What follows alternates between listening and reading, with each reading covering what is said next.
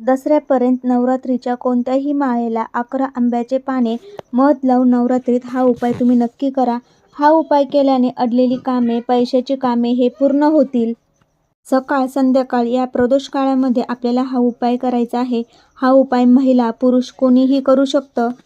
तुमचे पैसे कुठे अडकलेले असतील किंवा अडलेली कामे असेल पूर्ण होत नसेल तर हे काम पूर्ण होण्यासाठी आपल्याला हा उपाय करायचा आहे. तुम्ही 11 हे आंब्याचे पानं घ्यायचे आहे, स्वच्छ धुवायचे आहे आणि हे पानं बघा, जो कलवा असतो आपल्याला पूजेच्या साहित्याच्या दुकानामध्ये मिळतो, तिथून हा कलवा आणायचा आहे आणि हे पानं एकावर एक ठेवून आपल्याला 11 ते फेऱ्या ज्या आहेत तर त्या गुंडाळायच्या आहे.